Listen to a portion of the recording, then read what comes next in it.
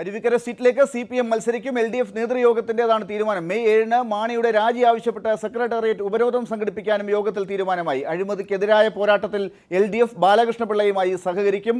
RSP, JDU എന്നീ കക്ഷികൾക്കും അഴിമതിക്കെതിരായ പോരാട്ടത്തിൽ സഹകരിക്കാം. LDFിലേക്ക് അവർ വരാൻ ആഗ്രഹിക്കുന്നുവെങ്കിൽ തടസ്സമില്ലെന്നും വൈക്കം വിശ്വൻ്റെ പ്രതികരണത്തിൽ നിന്ന് മനസ്സിലാക്കാൻ സാധിക്കുന്നു. ചർച്ചയിൽ പങ്കെടുക്കുന്നത് Kerala Congress B chairman Shri R Balakrishna Pillai, CPM നേതാവ് ശ്രീ പ്രദീപ് കുമാർ MLA, JDU നേതാവ് ശ്രീ ഡോക്ടർ വർഗീസ് ജോർജ്, കോൺഗ്രസ് വക്താവ് ശ്രീ അജയ് തറയിൽ, ശ്രീ SR ശക്തിധരൻ എന്നിവർ. ഏറ്റവും ആദ്യം ശ്രീ R ബാലകൃഷ്ണപിള്ളയിലേക്ക്.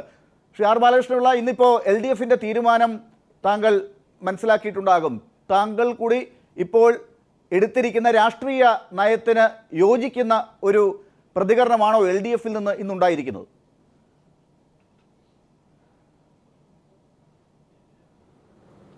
തീർച്ചയായിട്ടും ഞാൻ കഴിഞ്ഞ 3.5 കൊല്ലമായി UDFിൽ നിന്നുകൊണ്ട് നടത്തുന്ന പോരാട്ടത്തിന് ഞാൻ എൻ്റെ കൂടെ യോജിക്കാവുന്ന കക്ഷികളുമായി വ്യക്തികളുമായി ചേർന്ന് സമരം മുന്നോട്ട് കൊണ്ടുപോകും എന്ന് നേരത്തെ തന്നെ പറഞ്ഞിരുന്നു.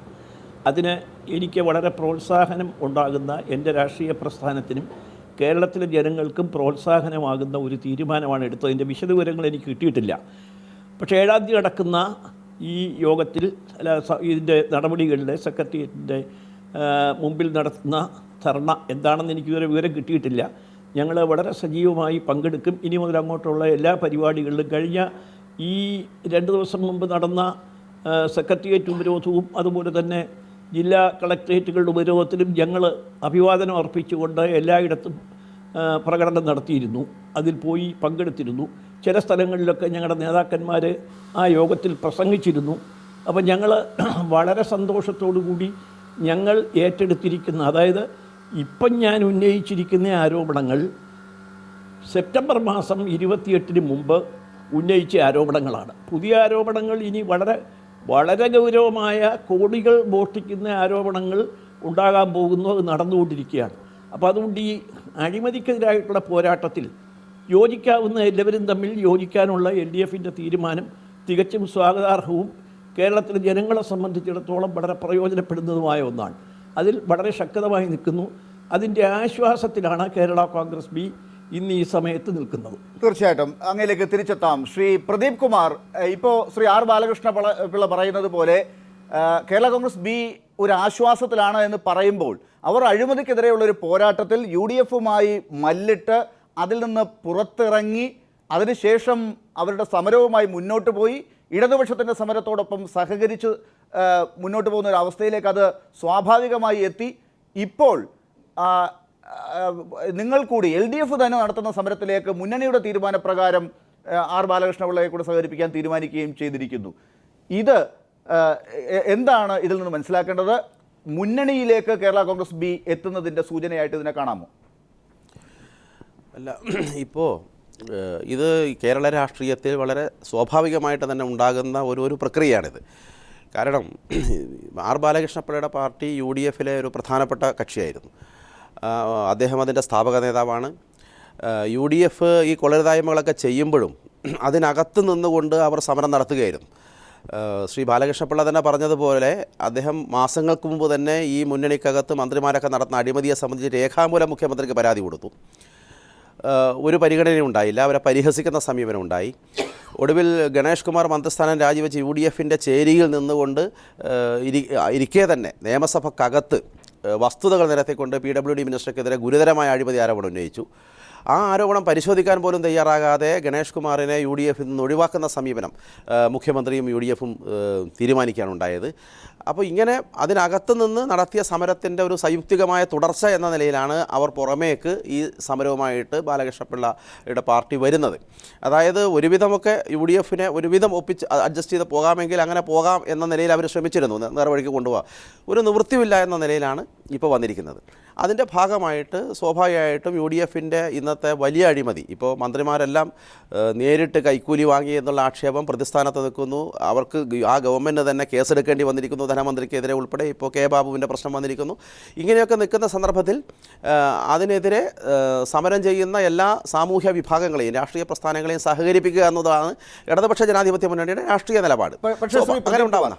ആ കാര്യത്തിൽ ഇപ്പോൾ കേരള കോൺഗ്രസ് ബിയോട് ബാലകൃഷ്ണ പിള്ളയോട് എടുത്തിരിക്കുന്ന മുന്നണിയുടെ ആ സമീപനത്തിന് അടുത്ത് അതിൽ നിന്ന് വ്യത്യസ്തമായിട്ടാണോ ജെ ഡി യുവിനോടും ആർ എസ് പിയോടും ഒരു നിലപാട് വന്നിട്ടുള്ളത്? അവരെന്താണ് ഇപ്പോൾ എൽ ഡി എഫിൻ്റെ മുന്നിൽ അവരുടെ നിലപാടിനെ എങ്ങനെയാണ് കാണുന്നത് L D F?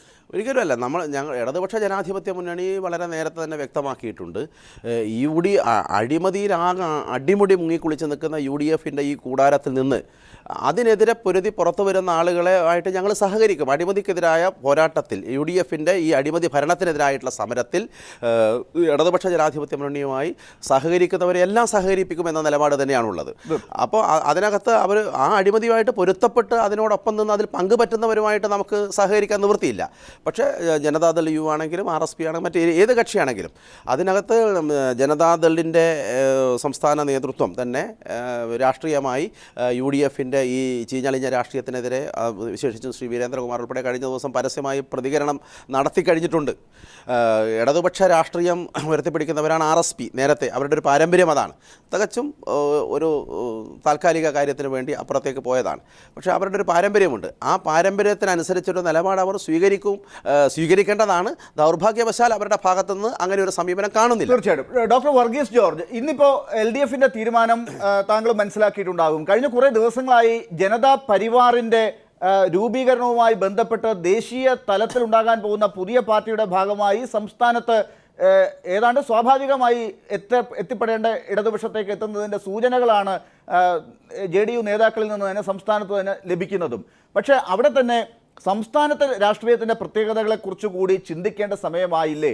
J D U ഉൾപ്പെടെ താങ്കളുടെ തന്നെ പാർട്ടിയുടെ പല നേതാക്കളും താങ്കൾ ഉൾപ്പെടെയുള്ളവർ തന്നെ പറഞ്ഞു കഴിഞ്ഞിരിക്കുന്നു. 3.5 വർഷമായി യു ഡി എഫ് നന്നായി പോയിക്കൊണ്ടിരുന്നതാണ് എന്നാണ് നിങ്ങളുടെ നിഗമനം. പക്ഷെ അതിനുശേഷം നിങ്ങളും ചില കാര്യങ്ങൾ അതൃപ്തരാണ്. ഒരു മുന്നണിക്കകത്ത് നിന്നുകൊണ്ട് പറയാൻ പറ്റുന്ന പല കാര്യങ്ങളും മാത്രമേ നിങ്ങൾക്കും പറയാൻ പറ്റുന്നുള്ളൂ. പക്ഷേ ആ 3.5 വർഷത്തിന് ശേഷം യു ഡി എഫ് ഏത് രീതിയിലാണ് മുന്നോട്ട് പോകുന്നത് എന്നുള്ളതനുസരിച്ച് ബാലകൃഷ്ണ പിള്ളയെ പോലുള്ളവർ എടുത്തിരിക്കുന്ന നിലപാടുമായി ഒരുമിച്ച് പോകുകയല്ലേ, ഈ ഘട്ടത്തിൽ തന്നെ എത്തുകയല്ലേ നിങ്ങൾക്ക് ജനങ്ങളുടെ മുമ്പിൽ ഒരു വിശ്വാസ്യത പിന്നീട് എടുക്കുന്ന തീരുമാനങ്ങൾക്ക് അനുസരിച്ച് കിട്ടാൻ സാധ്യത ഉണ്ടാക്കുകയുള്ളൂ?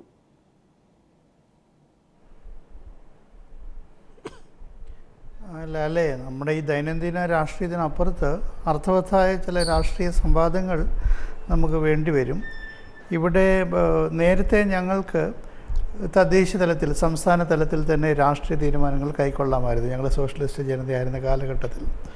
പക്ഷേ ഒരു വിശാലമായ രാഷ്ട്രീയത്തിൻ്റെ അടിസ്ഥാനത്തിൽ ഞങ്ങൾ ജെ ഡി യു ആയി മാറിക്കഴിഞ്ഞപ്പോൾ ഞങ്ങൾക്കിനി തനിയെ ഒരു തീരുമാനത്തിന് ഒരു നിവൃത്തിയുമില്ല. അത് ജെ ഡി യു എന്ന് പറയുന്ന ദേശീയ നേതൃത്വമാണ് സ്വീകരിക്കേണ്ടത്. അതുകൊണ്ട് ഇപ്പോൾ യു ഡി എഫിൽ നിലയുറപ്പിച്ചിരിക്കുന്ന ഇപ്പോൾ ഈ ഗവൺമെൻറ്റിൻ്റെ ഒരു ഭാഗമാണ് ഞങ്ങൾ. ആ ഗവൺമെൻറ് എല്ലാ നേട്ടങ്ങളിലും ഞങ്ങൾക്ക് പങ്കുണ്ട്, എല്ലാ തെറ്റുകളിലും ഞങ്ങൾ പങ്കുണ്ട്. ഞങ്ങൾക്ക് ഡിസോൺ ചെയ്യാൻ സാധിക്കത്തില്ല ഉത്തരവാദിത്തമുള്ള ഒരു രാഷ്ട്രീയ പാർട്ടി എന്ന നിലയിൽ. അതുകൊണ്ട് ഞങ്ങളെ സംബന്ധിച്ചിടത്തോളം എന്തെങ്കിലും ഒരു രാഷ്ട്രീയ തീരുമാനത്തിന് വേണമെങ്കിൽ അത് ജെ ഡി യുവിൻ്റെ ദേശീയ നേതൃത്വത്തിന് മാത്രമേ സാധിക്കുകയുള്ളൂ. ഡോക്ടർ വർഗീസ് ജോർജ്, അത് മനസ്സിലാക്കാൻ സാധിക്കുന്നു, അത് നേരത്തെ തന്നെ വ്യക്തമാക്കി വന്നതാണ്. പക്ഷേ ആ ദേശീയ തീരുമാനം ഉണ്ടാകുമ്പോൾ നിങ്ങൾക്കത് രാഷ്ട്രീയമായി ദേശീയ തലത്തിലുള്ള ഒരു നിലപാടിനനുസരിച്ച് സംസ്ഥാനത്തും ഒരു മുന്നണിയിൽ നിന്ന് മാറി മറ്റൊരു മുന്നണിയിലേക്ക് ഏത് കക്ഷിക്കാണെങ്കിലും വരേണ്ടി വന്നാൽ അത് പറഞ്ഞ് സൈദ്ധാന്തികമായി നിങ്ങൾക്കത് അവതരിപ്പിക്കാൻ സാധിക്കും. പക്ഷേ സംസ്ഥാനത്ത് നിങ്ങളിനി എൽ ഡി എഫിലേക്കാണ് വരുന്നതെങ്കിൽ എൽ ഡി എഫ് ഇപ്പോൾ നടത്തിക്കൊണ്ടിരിക്കുന്ന ഒരു സമരമുണ്ട്, അവരുടെ ഒരു രാഷ്ട്രീയമുണ്ട്.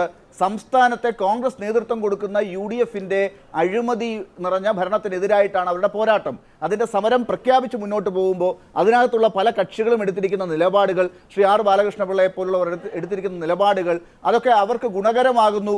അവർ അവരെ കൂടെ കൂട്ടി സമരത്തിന് പോകാൻ പോകുന്നു. നിങ്ങൾ അതിനെ ഈ ഘട്ടത്തിലും എങ്ങനെയാണ് കാണുന്നത് എന്നുള്ളത് ജനങ്ങൾ വീക്ഷിക്കില്ലേ?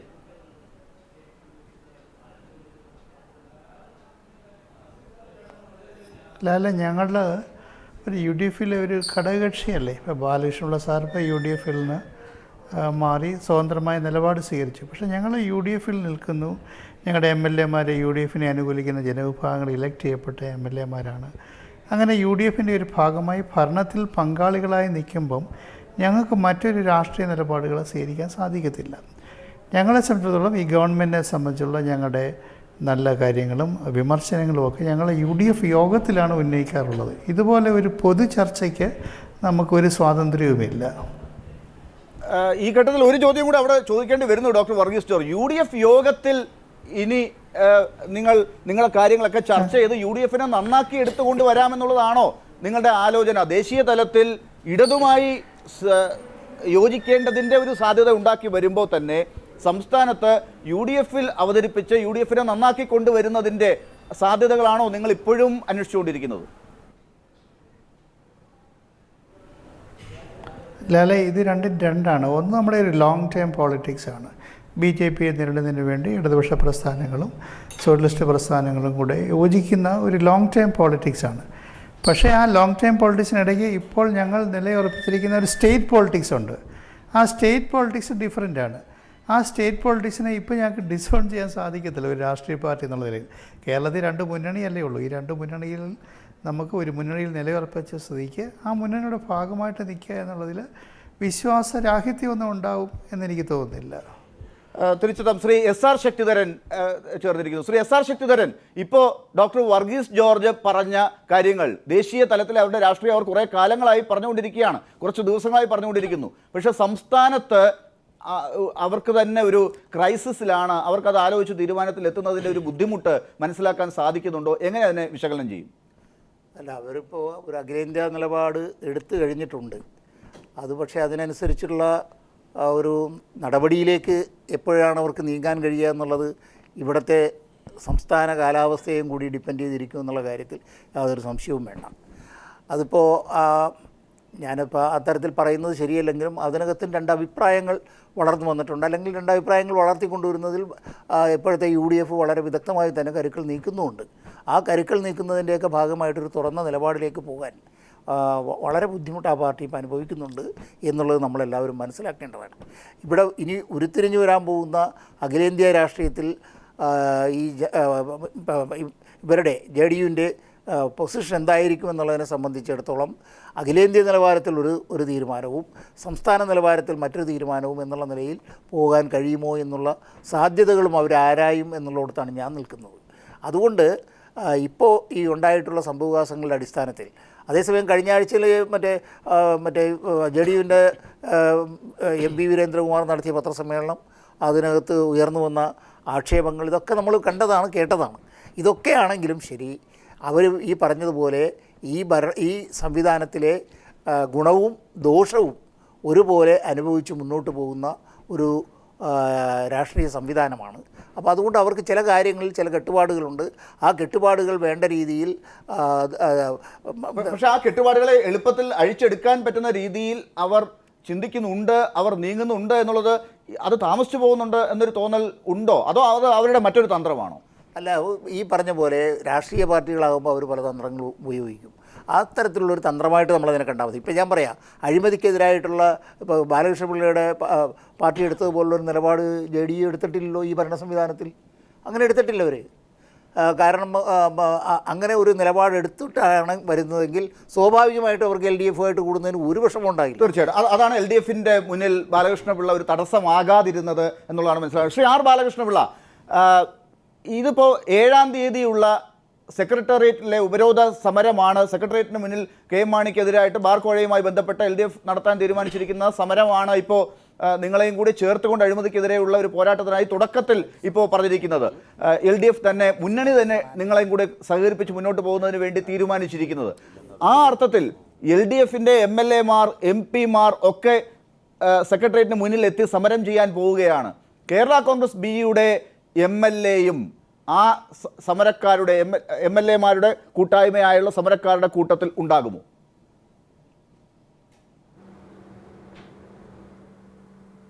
മുൻപന്തി കാണും. അതായത് ഞങ്ങളിതൊന്നും ആലോചിക്കുന്നതിന് മുമ്പ് ഡെപ്യൂട്ടി സ്പീക്കർ തിരഞ്ഞെടുപ്പ് വന്നപ്പോൾ ഈ അഴിമതി മുഴുവൻ മൂടിക്കിടക്കുന്ന ഐക്യജനാധിപത്യത്തിൻ്റെ സ്ഥാനാർത്ഥിക്കെതിരായി വോട്ട് ചെയ്തു.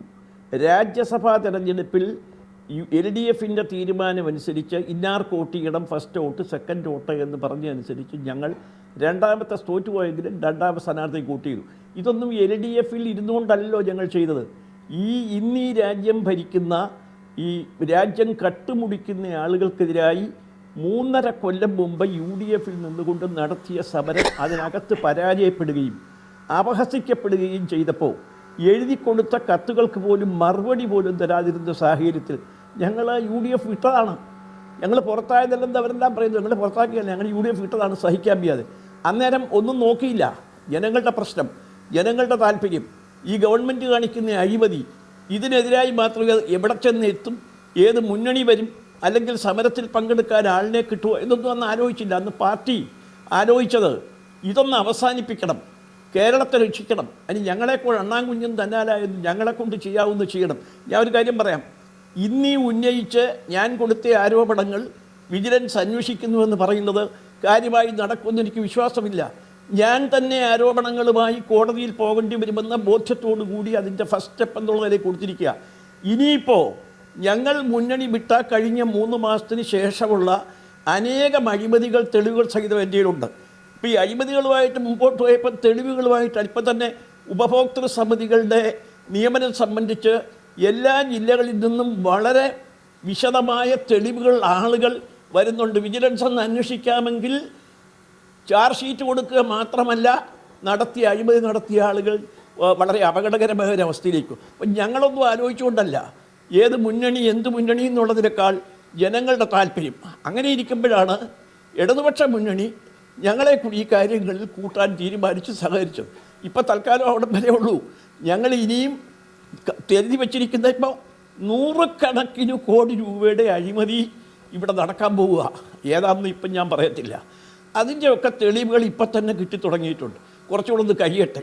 അതുകൊണ്ട് ഇതിനെതിരായുള്ള ഒരു ഫൈറ്റാണ്, അല്ലാതെ MLA സ്ഥാനമോ മന്ത്രിസ്ഥാനമോ മുന്നണിയോ ഒന്നും കണ്ടുകൊണ്ടല്ല, ആദർശപരമായ ഒരു നീക്കമാണ്. അപ്പോൾ അതുകൊണ്ട് അങ്ങനെ മുമ്പോട്ട് പോകാനല്ലാതെ മറ്റൊന്നും ഇപ്പം ആലോചിച്ചില്ല. അതൊക്കെ മുമ്പ് വരുമ്പോൾ ഇനി വരുമ്പോൾ ഇടതുപക്ഷ മുന്നണി എന്ന് പറയുന്നത് താങ്കൾ ഇത്രയും കാലം ഉണ്ടായിരുന്ന ഒരു മുന്നണിയെ പോലെയുള്ള ഒരു മുന്നണി അല്ല എന്നുള്ളത് താങ്കൾക്കും അറിയാം. അതൊരു വിപ്ലവ പ്രസ്ഥാനങ്ങളുടെ ഒരു കൂട്ടായ്മ, ഇടത് ചിന്തയുള്ള ആളുകളുടെ കൂട്ടായ്മ, ജനാധിപത്യ കക്ഷികളുടെ ഒരു പ്രത്യേക ഇടത് ചേരിയിൽ നിൽക്കുന്ന ജനാധിപത്യ ശക്തികളുടെ ഒരു കൂട്ടായ്മ. അവർ അഴിമതിക്കെതിരെ നടത്തുന്ന വളരെ ട്രാൻസ്പാരൻ്റായി ചർച്ചകൾ നടത്തി മുന്നോട്ട് പോകുന്ന ഒരു വിഭാഗം. അതാണ് അതിൻ്റെ പ്രത്യേകതയായി. അതുകൊണ്ട് UDFിലെ ചില കക്ഷികൾ ചില തെറ്റുകൾ കാണിച്ചാലും ജനങ്ങൾ അത് കാണുന്നത് പോലെ ആയിരിക്കില്ല ഇടതുപക്ഷ കക്ഷികളെ കാണുക എന്നുള്ളതും അങ്ങേക്ക് അറിയാം. അവിടേക്ക് പോകാൻ തക്കവണ്ണം അവരുമായി സഹകരിക്കാൻ പറ്റുന്ന രീതിയിലേക്കുള്ള ഒരു ഒരു ഒരു മിശ്രിതം, ഒരു രസതന്ത്രം അങ്ങയിലുണ്ടോ?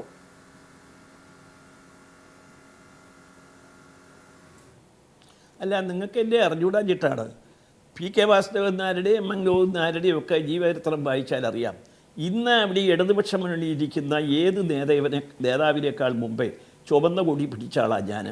കമ്മ്യൂണിസ്റ്റുകാരനായിരുന്ന ആളാണ്, വിദ്യാർത്ഥി ഫെഡറേഷൻ്റെ നേതാവായിരുന്ന ആളാണ്. എനിക്ക് ആ രസതന്ത്രത്തിൽ കൂടെ കഴിഞ്ഞു വന്ന ആളാണ്. അങ്ങനെ വളർന്നു വന്ന ആളാണ് ഞാൻ. പട്ടിണി കിടക്കാനോ കടത്തിൻ്റെ കിടന്നുറങ്ങാനോ ഇന്ന് എൻ്റെ കൂടെ ഉള്ള ഇന്ന് ജീവിച്ചിരിക്കുന്നതിൽ KN ഒഴിച്ച് ആരും വന്നില്ല കഷ്ടപ്പെടാൻ, തിരുവനന്തപുരത്ത് പ്രത്യേകിച്ച് ഈ പാർട്ടി വളർത്താൻ. അതുകൊണ്ട് എനിക്ക് ആ രസതന്ത്രമൊക്കെ എനിക്ക് ഭംഗിയായിട്ടറിയാം. എൻ്റെ ജീവിത രീതിയാണ്, എൻ്റെ അപ്രോച്ച് അതായിരുന്നു. ഏത് കാലഘട്ടത്തിലും ഞാൻ ഭരണത്തിലിരിക്കുമ്പോഴേ ഒരു അപ്രോച്ച് അതായിരുന്നു. ആ രീതിയിൽ എനിക്ക് ആ രസതന്ത്രത്തിനൊന്നും ഒരു കുഴപ്പമില്ല.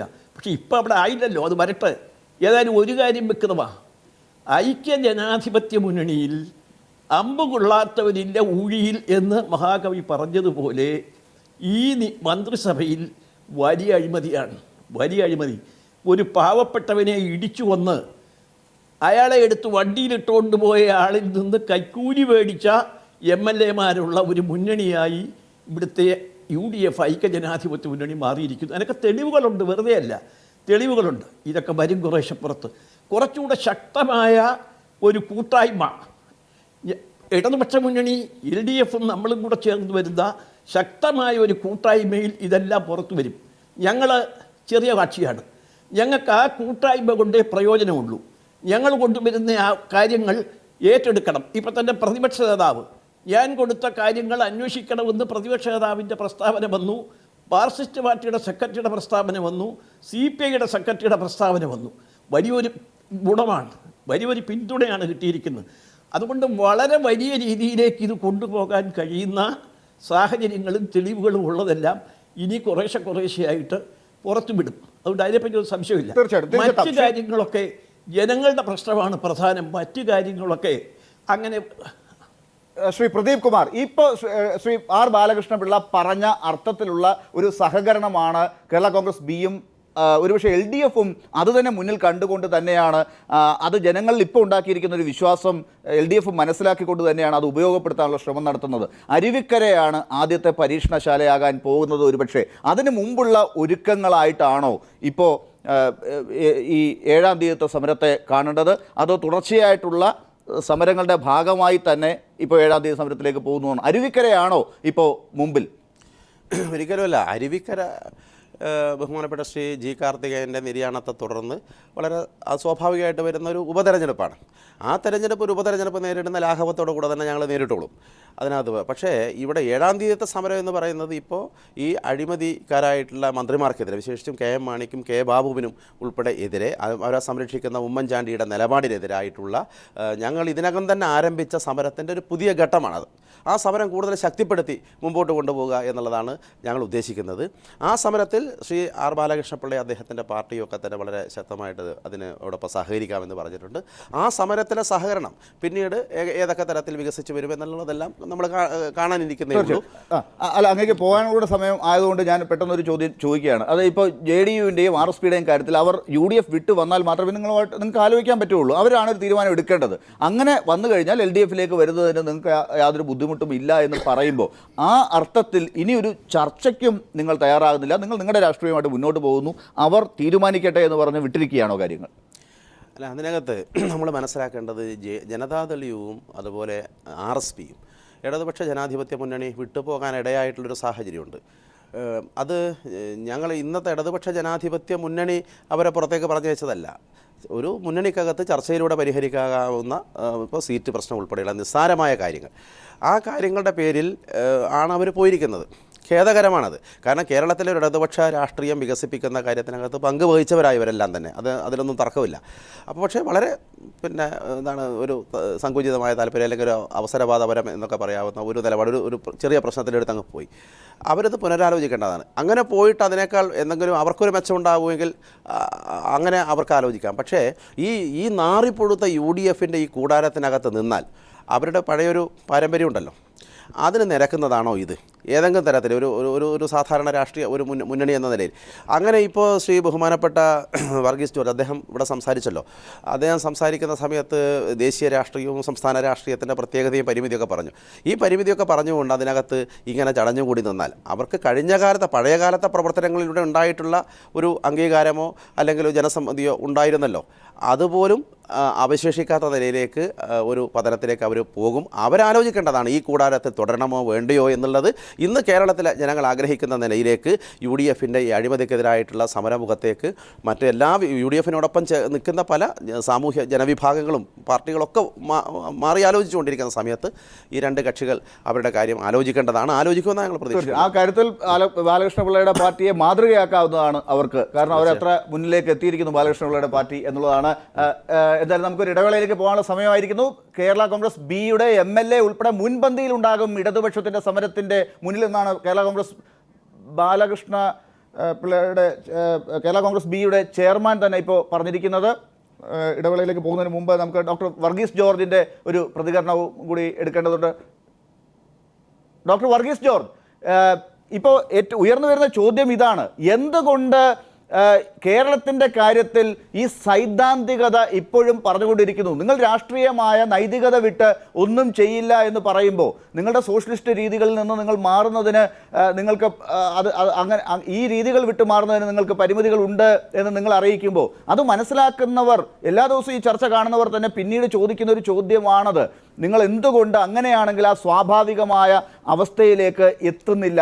ആ സ്വാഭാവികമായ അവസ്ഥയുടെ ആ പരിണിതിയിലേക്ക് എത്താനുള്ള ചർച്ചയിലേക്ക് നിങ്ങൾ ഒരു കാലെടുത്ത് വയ്ക്കുന്നില്ല എന്ന ചോദ്യം വരും. അടുത്ത ഒരു വർഷത്തെ UDF ഭരണത്തിൽ ഉണ്ടാകാൻ സാധ്യതയുള്ള നേട്ടങ്ങൾ കൂടി കളയാൻ വയ്യാത്ത ആളുകളാണോ നിങ്ങളുടെ മുമ്പിൽ തടസ്സമാകുന്നത് എന്ന വിമർശനമുണ്ടാകും. ഇത് അങ്ങയെക്കുറിച്ചുള്ള വിമർശനമല്ല ഡോക്ടർ വർഗീസ് ജോർജ്. പക്ഷെ ചോദിക്കുന്നവരോട് മറുപടി വേണം.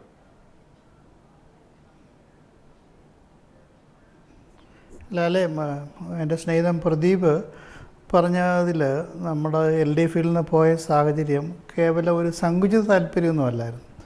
ഒരു 40 വർഷം നമ്മൾ ഒരുമിച്ച് പ്രവർത്തിച്ചവരോട് ഒരു കോമ്രേഡ്ഷിപ്പ്, ഒരു സഖാവ് എന്നുള്ള രീതിയിൽ അന്നത്തെ LDF ലീഡർഷിപ്പിന് പെരുമാറാൻ സാധിച്ചിട്ടില്ല. അതിനെ സംബന്ധിച്ച് ഒരിക്കൽ പോലും LDFിൻ്റെ ഭാഗത്ത് നിന്ന് ഒരു വിശദീകരണവും ഉണ്ടായിട്ടില്ല. ആ ഒരു സാഹചര്യത്തിലാണ് 40 വർഷം ഒരുമിച്ച് അടിയന്തരാവസ്ഥ ജയിലിൽ കിടന്നു. ഡോക്ടർ വർഗീസ് ജോർജ്, ഇടവേളയ്ക്ക് മുമ്പ് താങ്കളോട് ചോദിച്ച ചോദ്യം അതിനെ ഒന്നുകൂടി വിശദീകരിച്ചാൽ ഇതാണ് കാര്യം. നിങ്ങൾ ഇനി ദേശീയ തലത്തിൽ എല്ലാ തീരുമാനവും എടുത്ത് വലിയ രാഷ്ട്രീയവുമായ എല്ലാ നിലപാടുകളെല്ലാം എടുത്ത് തിരിച്ചു വരുന്നു. അത് കഴിഞ്ഞ് നിങ്ങൾ മനസ്സിലാക്കുന്നു സ്വാഭാവികമായി നിങ്ങളുടെ പക്ഷം ഇടതുപക്ഷമാണ്, അതുകൊണ്ട് ഇനി ഇടതുപക്ഷത്തേക്കാണ് നിങ്ങൾ പോകേണ്ടതെന്ന് പറയുമ്പോൾ അപ്പോഴും വരുന്നൊരു കാര്യമുണ്ട്. നിങ്ങൾ ഈ ദേശീയ തലത്തിൽ തീരുമാനിക്കുന്നത് പോലെ ഇടതുമുന്നണിക്കും ഈ കാര്യങ്ങൾ ആലോചിക്കണം, നിങ്ങളുമായിട്ട് ചർച്ച ചെയ്യണം. ഇതിപ്പോൾ ഇടതുമുന്നണിയുടെ ഒരു അത്യാവശ്യമായതുകൊണ്ട് അവർ നിങ്ങളുമായിട്ട് ചർച്ച ചെയ്യാതെ പെട്ടെന്ന് നിങ്ങളെ കയറ്റും എന്നുള്ളതാണോ നിങ്ങളുടെ ധാരണ? അപ്പോൾ നിങ്ങൾക്കും അതിനകത്ത് ഇടതുമുന്നണിയോടൊരു ഈ പറഞ്ഞ അർത്ഥത്തിലൊരു മാന്യതയുടെ ഒരു അവസ്ഥ ഉണ്ടാകേണ്ടതല്ലേ? മുമ്പുണ്ടായിരുന്ന കാര്യങ്ങൾ ഇപ്പോൾ വീണ്ടും പറഞ്ഞുകൊണ്ടിരുന്നിട്ട് കാര്യമുണ്ടോ? അവിടെ ഇവിടെയും പറ്റിയ കാര്യങ്ങളൊക്കെ അത് 2 പാർട്ടികൾ എന്നുള്ള നിലയ്ക്ക് അല്ലെങ്കിൽ 2 മുന്നണികൾ എന്നുള്ള നിലയ്ക്ക് ആ പോയ കക്ഷികൾ എന്നുള്ള നിലയ്ക്ക് ഇതിനകം തന്നെ ചർച്ചയിലൂടെയും പറയാൻ പറ്റുന്നതിൻ്റെ അതിർവരമ്പുകൾക്കകത്ത് നിന്നുമൊക്കെ പറഞ്ഞു കഴിഞ്ഞില്ലേ? ഇനി അതിനുള്ള ഒരു ഒരുങ്ങലല്ലേ വേണ്ടത്? അതുണ്ടാകുന്നുണ്ടോ നിങ്ങളുടെ ഭാഗത്തു നിന്ന്?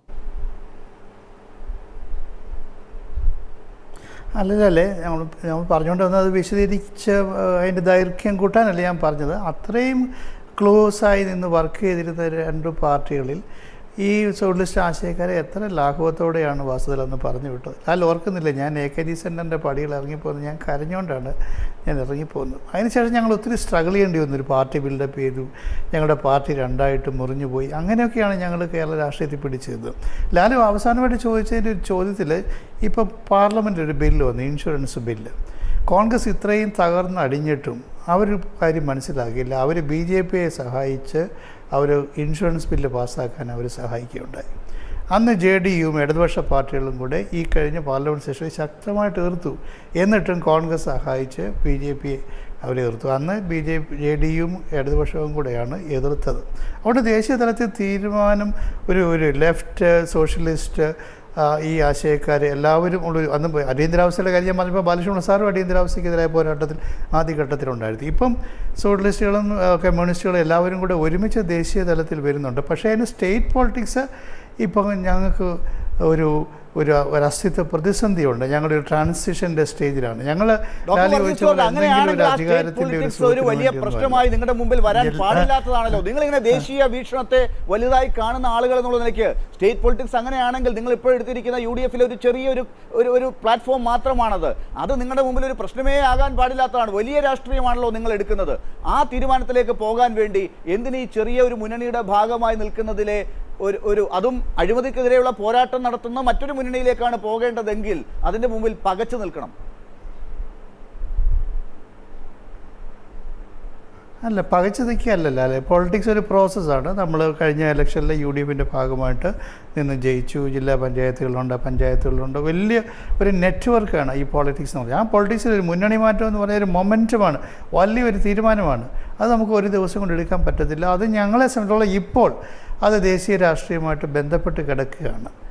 അതാണ്. തീർച്ചയായിട്ടും. ശ്രീ R. ബാലകൃഷ്ണപിള്ള, എന്തുകൊണ്ട് താങ്കൾക്ക് ഇപ്പോൾ UDFിൻ്റെ മുഖ്യമന്ത്രി ഇപ്പോൾ പറഞ്ഞിരിക്കുന്ന ഒരു കാര്യം അങ്ങ് ബ്രേക്കിംഗ് ന്യൂസിലൂടെ പോകുന്നത് കാണുന്നുണ്ടാകും. ഒരു മന്ത്രിയും ഇവിടെ രാജിവെക്കേണ്ടതില്ല, തെളിവുകളില്ല ഈ അഴിമതിയുമായി ബന്ധപ്പെട്ട് എന്നൊക്കെ അദ്ദേഹം പറയുമ്പോൾ അങ്ങനെയുള്ളൊരു മുന്നണിയിൽ നിന്നാണ് ഇറങ്ങി അങ്ങേപ്പോലുള്ളവർ വന്നിരിക്കുന്നത്. LDF ആണ് അഭികാമ്യം എന്നുള്ളത് തിരിച്ചറിഞ്ഞിരിക്കുന്നു. പഴയ ചരിത്രവും അതിനോടൊപ്പം നിൽക്കുന്നു താങ്കളെപ്പോലുള്ളവർക്ക്. പക്ഷേ എന്നും സ്വാഭാവികമായി കൂടെയുള്ള JDU പോലെയുള്ള കക്ഷികൾക്ക് ഈ കാര്യത്തിൽ ഇപ്പോൾ ഉണ്ടാകുന്ന നിലപാട്, UDFിലെ ഒരു കക്ഷി എന്നുള്ള നിലയ്ക്ക് അവർക്ക് ഉണ്ടാകുന്ന ബുദ്ധിമുട്ട്, പുറത്തേക്ക് വരാൻ പറ്റാത്ത സാഹചര്യം അങ്ങേപ്പോലുള്ളവർക്ക് മനസ്സിലാകുന്നുണ്ടോ?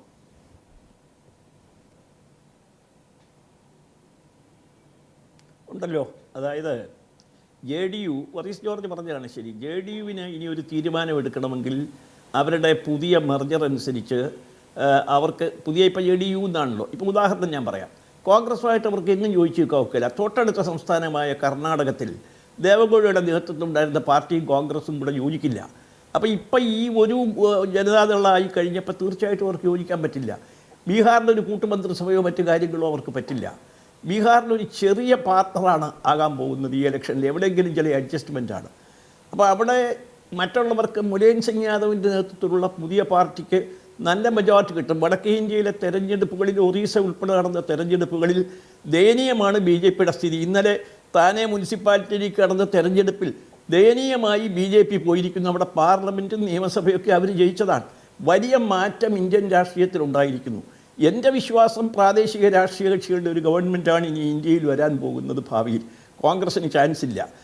അതുകൊണ്ട് ഇവിടെയും പറ്റില്ല. ഇവിടെ 4 പേരുള്ള ജനതാദൾ ഒന്നുകിൽ കോൺഗ്രസ്സിന് പിന്താങ്ങാൻ, ഉമ്മൻചാണ്ടിയെ പിന്താങ്ങാൻ വരണം, അല്ലെങ്കിൽ 2 പേരുള്ള ജനതാദൾ അപ്പുറത്തോട്ട് പോകണം. ഇതിൽ സ്വാഭാവികമായും കേന്ദ്രത്തിൻ്റെ നയമനുസരിച്ച്, ബറീസ് ജോർജ് പറഞ്ഞതുപോലെ നയമനുസരിച്ച് ജനതാദളെന്ന് പറയുന്നത് ഇടതുപക്ഷത്തേക്ക് വരേണ്ടി വരും.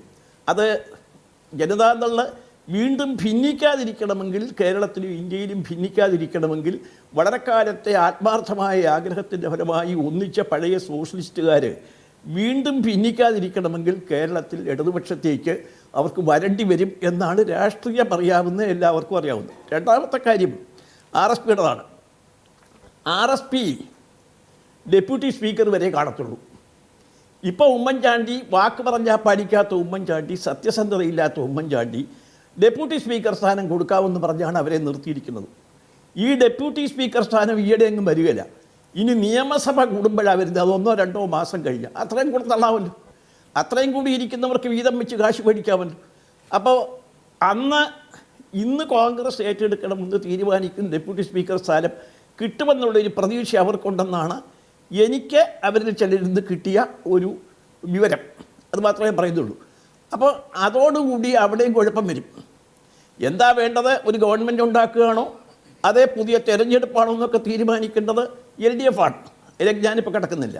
എനിക്ക് അഭിപ്രായം പറയാൻ ഇപ്പോൾ അവകാശമില്ല, അതുകൊണ്ട് ഞാൻ കിടക്കുന്നില്ല.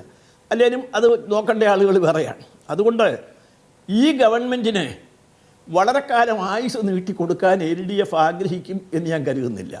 കാരണം ഇവിടെ നടന്നുകൊണ്ടിരിക്കുന്നതാണ്, കൊള്ളയാണ് നടന്നുകൊണ്ടിരിക്കുന്നത്. ഇതെല്ലാം ഉമ്മൻചാണ്ടിക്ക് അറിയാമെന്ന് 3.5 കൊല്ലമായി അദ്ദേഹവുമായി ഈ കാര്യങ്ങൾ പലപ്പോഴും ഡിസ്കസ് ചെയ്തിട്ടുള്ള ഒരാളെന്നുള്ള നിലയ്ക്ക് ഈ അഴിമതി മുഴുവൻ എന്തു പറഞ്ഞാലും എഴുതി കൊടുക്കാമെന്ന് UDF യോഗത്തിൽ പൊതുവായി മുഖ്യമന്ത്രിയും മറ്റ് മന്ത്രിമാരും ഉറപ്പ് തന്നിട്ടും ഇതൊന്നും പാലിക്കാത്ത ഉമ്മൻചാണ്ടി ഓരോ ഉറപ്പും പാലിക്കില്ല. ഈ ഒരു മന്ത്രിമാരെയും നിയന്ത്രിക്കില്ല. ആരോപണം എഴുതി കൊടുത്തതിന് ശേഷം ഇപ്പോഴും കക്കുക. ഇന്ന് ഒരു ജില്ലാ ഓഫീസറെ ഒരു സ്ഥലത്ത് നിയമിച്ചതിന്, പെൻഷൻ പറ്റിയ വേക്കൻസി നിയമിച്ചതിന് 15 ലക്ഷം ചോദിച്ചു, 10 ലക്ഷത്തിൽ ഒതുങ്ങി. ഇന്ന് എനിക്ക് കിട്ടിയ ഇൻഫർമേഷനാണ്. ഇതൊന്നും കള്ളമല്ല. താലൂക്കിലെ ഓഫീസർമാരെ നിയമിക്കുന്നതിന് ഇവിടെ കൊള്ളയാണ് നടക്കുന്നത്. ഈ കൊള്ള നടത്തുന്നത് അവസാനിപ്പിക്കുന്നതിന് തയ്യാറായി ജനതാദളും RSP മുന്നോട്ട് വരേണ്ടി വരുമെന്നുള്ളതിന് RSPക്ക് ഒരു പ്രതീക്ഷയാണ് കൊടുത്തിരിക്കുന്നത്. മുന്നോട്ട് വരേണ്ടി വരുമെന്നുള്ളതിൽ എനിക്ക് യാതൊരു സംശയമില്ല. തീർച്ചയായിട്ടും. ശ്രീ ആർ ബാലകൃഷ്ണപിള്ള തിരിച്ചെത്താം. ശ്രീ ആർ ബാലകൃഷ്ണപിള്ള പറഞ്ഞോളൂ, എന്താണ് ഒരു കാര്യം കൂടി?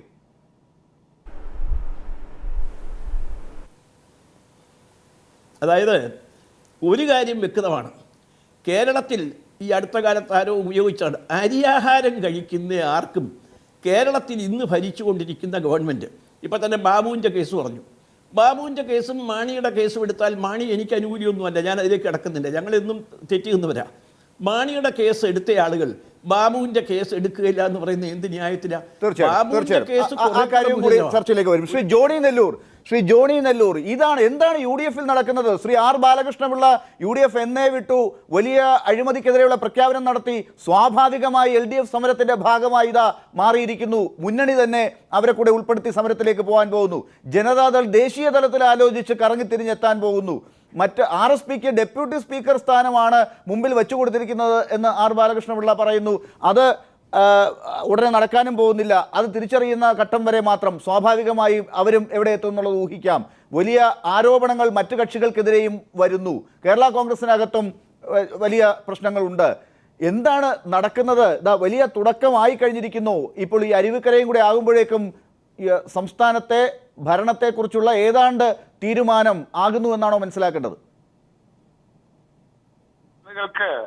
സ്വപ്നം കാണാൻ എല്ലാവർക്കും അവകാശമുണ്ട്. സ്വപ്നം കാണട്ടെ. സ്വപ്നം കാണേണ്ടവർ സ്വപ്നം കാണട്ടെ. പക്ഷേ യാഥാർത്ഥ്യം എന്തെന്ന് പലപ്പോഴും നമ്മൾ ഗൗരവമായി ആലോചിക്കേണ്ടിയിരിക്കുന്നു. ഇവിടെ അഴിമതി ആരോപണങ്ങൾ ഉണ്ട് എന്നുള്ളതൊക്കെ യാഥാർത്ഥ്യമാണ്. അഴിമതി ആരോപണം ആർക്ക് വേണമെങ്കിലും ആരെ പറ്റി എപ്പോഴും ഉന്നയിക്കാവുന്ന ഒരു കാര്യമാണ്.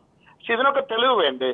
തെളിവുകളുടെ അടിസ്ഥാനത്തിലല്ലാതെ നമുക്ക് ശ്രീ ജോഡി നെല്ലൂർ, ഇത് എന്തൊരു സമൂഹമാണ് ശ്രീ ജോഡി നെല്ലൂർ? അഴിമതി ആരോപണം ആർക്കെതിരെയും അങ്ങനെ എന്നും അങ്ങനെ ഉന്നയിച്ചുകൊണ്ടിരിക്കാമെങ്കിൽ ഒന്നും സംഭവിക്കാത്ത നാടാണെങ്കിൽ എങ്ങനെ നമ്മളൊക്കെ ഇവിടെ ജീവിക്കും?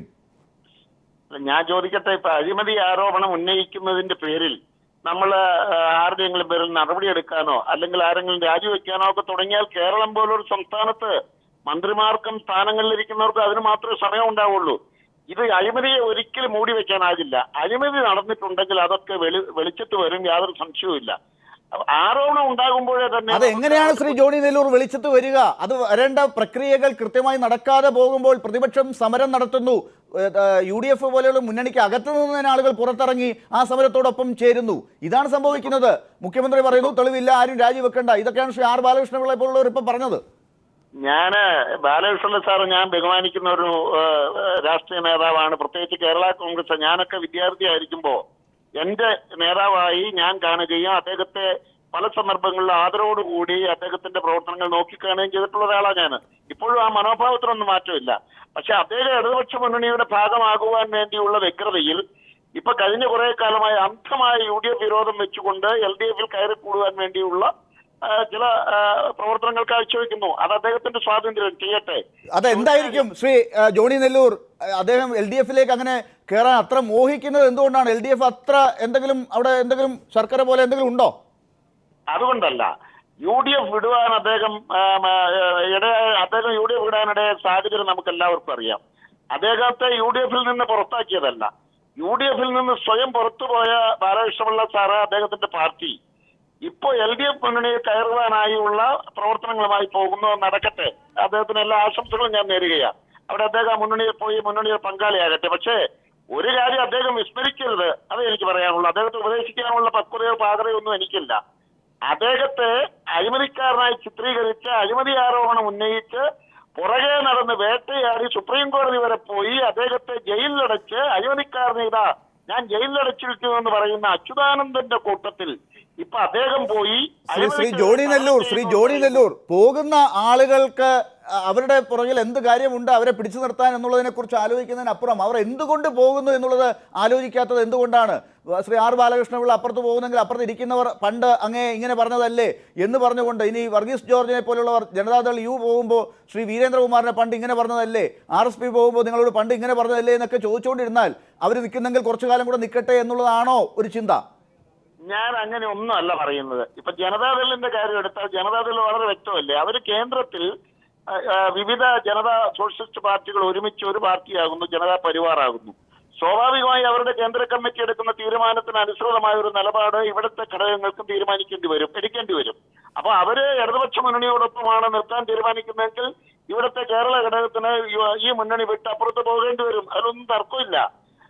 RSPയെ സംബന്ധിച്ച് RSP ഇടതുപക്ഷ ജനാധിപത്യ മുന്നോട്ട് ഇങ്ങോട്ട് വന്നവരല്ലേ, അവർക്കിപ്പോ പോകേണ്ട ഒരു സാഹചര്യം ഇവിടെ ഇല്ല.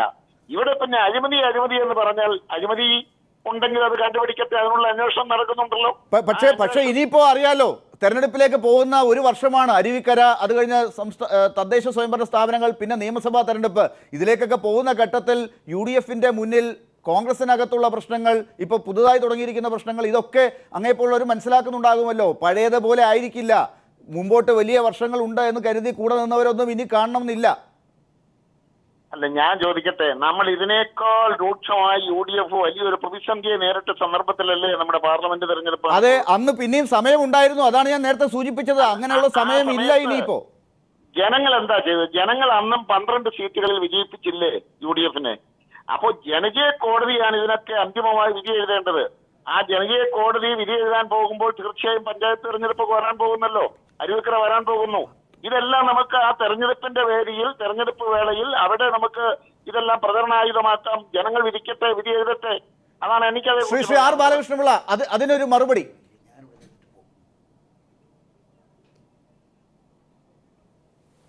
അതായത് ഞാൻ ജോണിക്ക് മറുപടി പറയുന്നില്ല. ജോണി നമ്മുടെ പഴയ ഒരാളാണ്, ഞാൻ മറുപടി പറയുന്നില്ല. പക്ഷേ ഒന്ന് ഞാൻ പറയാം, ജോണിയെ അഴിമതിയെ പറ്റിയൊക്കെ പറഞ്ഞു. ജോണി എനിക്കെതിരായിട്ടുള്ള കേസിൽ അച്യുതാനന്ദൻ പോലും ഞാൻ അഴിമതി കാണിച്ചു, പണം വാങ്ങി, അല്ലെങ്കിൽ ഞാൻ സ്വത്ത് സമ്പാദിച്ചു എന്ന് എങ്ങും പറഞ്ഞിട്ടില്ല.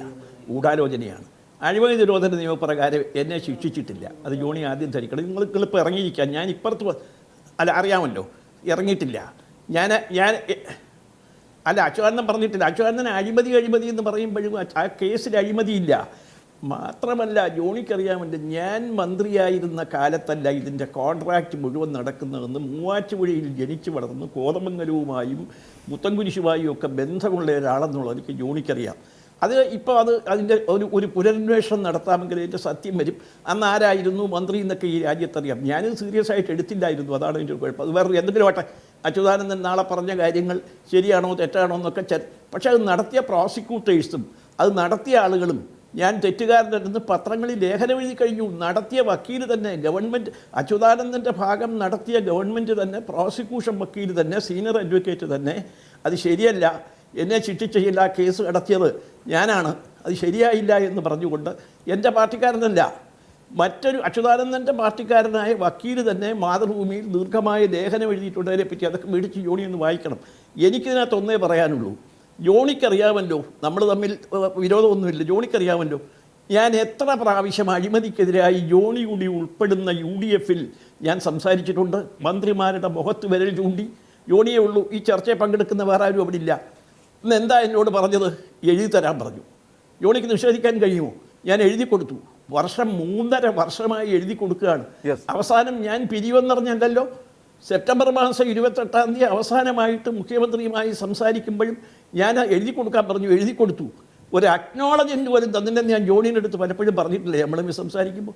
ജോണി എന്ന് ആലോചിച്ച്, എന്നെപ്പോലെ 32 കൊല്ലം ഇത് നിന്ന് ഇതുണ്ടാക്കിയ ഒരാൾ, 25 വയസ്സിൽ നിയമസഭയിൽ വന്ന ഒരാൾ, എന്നെപ്പോലെ ഒരാളോട് ഇത്രയും അപമര്യാദയായി പെരുമാറുന്ന ഒരു മുഖ്യമന്ത്രി ഈ അഴിമതിയും കാര്യങ്ങളും അറിഞ്ഞില്ലെന്നാണോ? ക്ഷമിക്കണം ശ്രീ ആർ ബാലകൃഷ്ണൻ, സമയത്തിന്റെ പരിമിതി കൊണ്ടാണ് അങ്ങ് പറഞ്ഞത്. മാക്സിമം നമ്മൾ എടുത്തിരിക്കുന്നു. ശ്രീ SR ശക്തിധരൻ, അങ്ങും ക്ഷമിക്കുക, ദയവായി അങ്ങയിലേക്ക് വരാൻ ഒരുപാട് വൈകിയിട്ടുണ്ട് ഇടയ്ക്കുള്ള ചർച്ചയ്ക്കിടയിൽ. ഈ ചർച്ച അങ്ങയിൽ തന്നെയാണ് അവസാനിപ്പിക്കാൻ പോകുന്നത്. LDF ഇപ്പോൾ പുതിയ ഒരു സമരത്തിൻ്റെ രീതിയുമായി ഈ തെരഞ്ഞെടുപ്പിലേക്ക് പോകുന്നതിൻ്റെ ഘട്ടത്തിൽ ഇപ്പോൾ ഈ രീതിയിൽ കാര്യങ്ങളുമായിട്ട് മുന്നോട്ട് പോകുന്നു. ശ്രീ ആർ ബാലകൃഷ്ണ പിള്ളയുമായി സഹകരിച്ചുകൊണ്ട് JDU മറ്റൊരർത്ഥത്തിൽ തീരുമാനിച്ച കാര്യങ്ങൾ ഈ രീതിയിലാണ് മുന്നോട്ട് കൊണ്ടുപോകുന്നത്. അവസാനത്തെ വർഷത്തിലേക്ക് കടക്കുമ്പോൾ LDF UDF ഈ ബലാബലത്തിൽ ഇപ്പോൾ എന്താണ് കാര്യങ്ങളെന്നാണ് അങ്ങ് വിശകലനം ചെയ്ത് അവസാനിപ്പിക്കുക?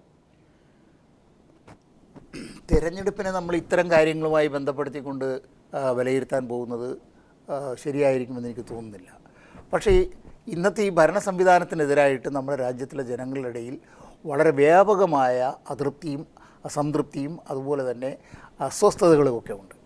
അത് വേണ്ട രീതിയിൽ പ്രയോജനപ്പെടുത്താനായിട്ട് നമ്മുടെ രാഷ്ട്രീയ നേതൃത്വങ്ങൾക്ക് കഴിയുന്നുണ്ടോ എന്നുള്ള കാര്യം വേറെ പരിശോധിക്കേണ്ടതാണ്. എന്തായാലും ശരി, ഈ ഗവൺമെൻറ്റിനെതിരായിട്ടുള്ളൊരു ജനവികാരം ഉണ്ടായിട്ടുണ്ട്. ആ ജനവികാരത്തെ പരമാവധി പ്രയോജനപ്പെടുത്തി കൊണ്ടുപോകുന്നതിന് വേണ്ടിയിട്ടുള്ള ശ്രമങ്ങളാണ് ഇപ്പോൾ LDF നടത്തിക്കൊണ്ടിരിക്കുന്നത്. അതിൻ്റെ ഭാഗമായിട്ടാണ് നമ്മളിപ്പോൾ ഈ കാണുന്ന സംഭവവികാസങ്ങളെല്ലാം വിലയിരുത്തേണ്ടതും തീരുമാനിക്കപ്പെടേണ്ടതും. ഇപ്പോൾ ബാലകൃഷ്ണപിള്ളയുടെ പാർട്ടി അവർ ഈ പറഞ്ഞതുപോലെ അഴിമതിക്കെതിരായിട്ടുള്ളൊരു വലിയ സമരം അവർ നടത്തിക്കൊണ്ടുവരികയായിരുന്നു. അത് എത്ര കണ്ട് ശരിയായിരുന്നു, എത്ര കണ്ട് മറ്റേ ആ മുന്നണി മര്യാദയ്ക്ക് യോജിച്ചതായിരുന്നു എന്നൊക്കെയുള്ള കാര്യം ഇപ്പോഴാണ് നമുക്ക് മനസ്സിലാകുന്നത്. കാരണം ബാലകൃഷ്ണപിള്ള ഇത് ആ മുന്നണി യോഗങ്ങളിൽ വളരെ നിരന്തരമായി പറഞ്ഞുകൊണ്ടിരുന്ന് വേണമെങ്കിൽ അദ്ദേഹത്തിന് ഇത് വെളിയിൽ പറയാമായിരുന്ന കാര്യങ്ങളാണ്. അത് പറഞ്ഞില്ല. അതിനകത്ത് പരിഹാരമുണ്ടാക്കുന്നതിന് വേണ്ടി പരിശ്രമിച്ച് പരാജയപ്പെട്ടതിൻ്റെ അടിസ്ഥാനത്തിലാണ് ഇന്ന് വേറൊരു മുന്നണിയുടെ താവളത്തിലേക്ക് പോകാൻ അവർ തയ്യാറാകുന്നത്. അവരുയർത്തിയിട്ടുള്ള മുദ്രാവാക്യം ആ മുന്നണി നടപ്പിലാക്കുന്നതുകൊണ്ട് അതിൻ്റെ കൂടെ പോകും. JDUക്കും അതുതന്നെയാണ് ഭാവിയിൽ ഉണ്ടാകാൻ പോകുന്നത് എന്നാണ് ഞാൻ വിശ്വസിക്കുന്നത്. പക്ഷേ ഒരു മുന്നറിയിപ്പ് ഞാനിപ്പോൾ തന്നെ തന്നേക്കാം. ഇവിടുത്തെ JDUവിൽ ഭിന്നിപ്പുണ്ടാക്കാൻ, അതിനെ പിളർക്കാൻ ഇന്നത്തെ UDF അതിൻ്റെ രാഷ്ട്രീയ നേതൃത്വം വേണ്ടത്ര പണികൾ നടത്തിക്കൊണ്ടിരിക്കുന്നുണ്ട്. അതിനുള്ള കരുക്കളും അവർക്ക് അതിനകത്തുണ്ട്. അതുകൊണ്ട് തന്നെയാണ് വർഗീസ് ജോർജിന് ഇത്തരത്തിലുള്ള കാര്യങ്ങൾ പറയേണ്ടി വരുന്നത് എന്നാണ് ഒരു രാഷ്ട്രീയ നിരീക്ഷകൻ എന്നുള്ള നിലയിൽ ഞാൻ മനസ്സിലാക്കുന്നത്. എന്തായാലും അത് മനസ്സിലാക്കേണ്ടത് JDU തന്നെയാണ്. LDFും വലിയ തന്ത്രങ്ങളുമായി അവസരങ്ങൾ മുതലാക്കി തന്നെ മുന്നോട്ട് പോകുന്ന കാഴ്ചയ്ക്കാണ് ഇന്ന് തുടക്കമിട്ടത് എന്നാണ് മനസ്സിലാക്കേണ്ടത്. വളരെ നന്ദി ഈ ചർച്ചയിൽ പങ്കെടുത്തതിന് Shri R Balakrishna Pillai, Shri Pradeep Kumar MLA, doctor Varghese George, Shri Johnny Nellore, Shri SR Sakthidharan ഈ ചർച്ചയിൽ പങ്കെടുത്തു.